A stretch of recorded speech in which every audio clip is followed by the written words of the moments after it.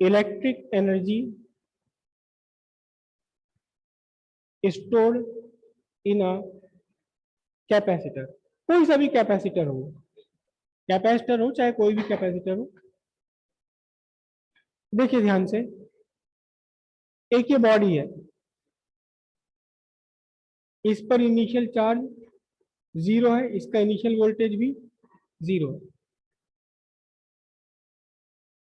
आपने यहां से एक बिट ऑफ चार्ज दिया Q, तो आपको कुछ नहीं करना पड़ा। लेकिन अगली बार जब आप एक बिट ऑफ चार्ज यहाँ देंगे, तो पहले से ही बॉडी पॉजिटिवली चार्ज है, अब आपको इन दोनों के अगेंस्ट, रिपल्शन के अगेंस्ट वर्क करना पड़ेगा, तब जाकर के आप बॉडी को चार्ज दे पाएंगे। एक्चुअली यही जो वर्क किया जा रहा है, work done to increase the charge, कहां से कहां तक, फ्रॉम 0 टू Q, इज क्या, electric potential energy of body. ठीक है, तो कैसे हम फाइंड करेंगे? Let at instant the charge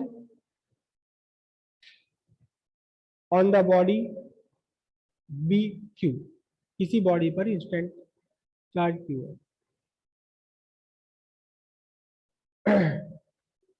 hence potential of body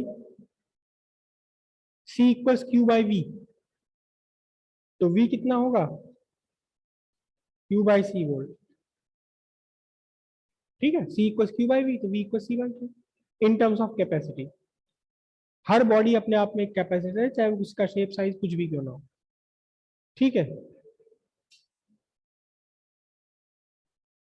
small amount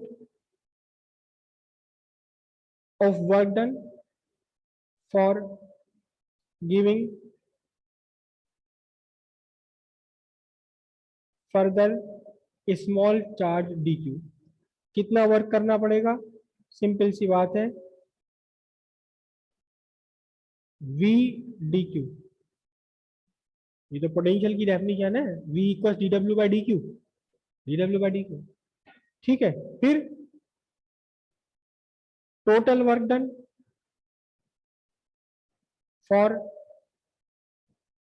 increasing the charge, कहां से कहां तक, फ्रॉम 0 टू Q।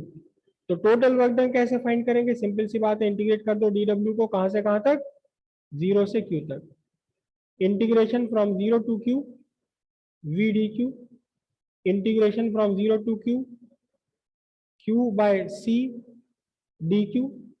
Q लगातार चेंज हो रहा है लेकिन C कांस्टेंट है, 1 by C, integration from 0 to Q Q dq, कितना हुआ ये, Q square by 2 from 0 to Q। Upper limit lower limit substitute करने के बाद क्या आंसर, आपका आंसर आएगा Q square bye 2C joule. ठीक है, और यही वर्क क्या है, electric potential energy, electric potential energy. तो इलेक्ट्रिक पोटेंशियल एनर्जी U का फॉर्मूला बना आपका Q square bye 2C joule.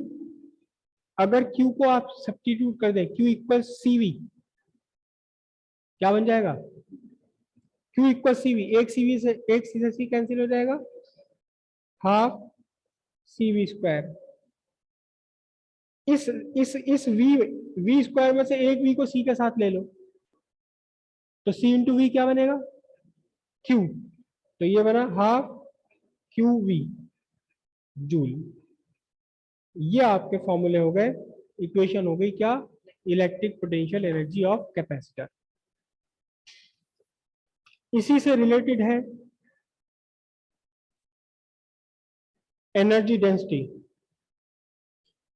लेकिन एनर्जी डेंसिटी हम किसी भी एरा गैरा कैपेसिटर की फाइंड नहीं करेंगे, स्पेशली फाइंड करेंगे of parallel plate capacitor, parallel plate capacitor. तो एक्चुअली एनर्जी डेंसिटी क्या है? ये एनर्जी डेंसिटी है, स्मॉल यू से इसे रिप्रेजेंट करते हैं हम। एनर्जी रिप्रेजेंट करी कैपिटल यू से, और इसे रिप्रेजेंट करेंगे हम किससे? स्मॉल यू से, म्यू से नहीं, स्मॉल यू से। तो ये स्मॉल यू है energy density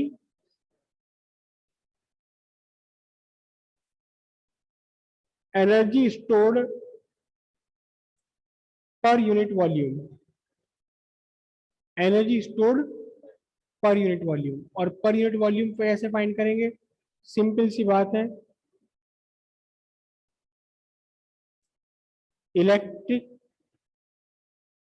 potential energy stored जो भी हुई है divided by what? Volume of capacitor. तो इलेक्ट्रिक पोटेंशियल एनर्जी का फॉर्मूला मैं उठा लेता हूं यहां से, हाफ सी वी स्क्वायर। और volume parallel plate capacitor, parallel plate capacitor का वॉल्यूम कितना होगा? देखो दो प्लेट्स हैं, ये रही, इसका सरफेस एरिया ए है, दूसरी प्लेट है, इसका भी सरफेस एरिया क्या है? ए है। दोनों के बीच का डिस्टेंस डी है, डी और एरिया ए है। तो इसके बीच कितना वॉल्यूम ऑक्यूपाई हो गया? देखो ये क्यूबॉइड बन गया है, ए इंटू डी हो गया। तो क्या बनेगा? A into D. और कैपेसिटी कितनी होती है? कैपेसिटी है epsilon naught A by D into V square divided by A into D. अब यहां से देखिए, ए से तो ये ए कैंसिल हो जाएगा, आपके पास क्या बचेगा? यू बचेगा, ए कैंसिल हो गया, epsilon naught A, epsilon naught V square by 2d square joule पर क्यूबिक मीटर। ठीक है, इसके और भी कई फॉर्मूले बन सकते हैं। आप v को सब्स्टिट्यूट कर लीजिए q बाय सी से, फिर q को सब्स्टिट्यूट कर लीजिए, तो दो तीन फॉर्मूले इसके और भी बन सकते हैं। बनाऊं या आप कर लोगे? हो जाएगा सिंपल सी फॉर्मूला। ठीक है, कीजिए इसे।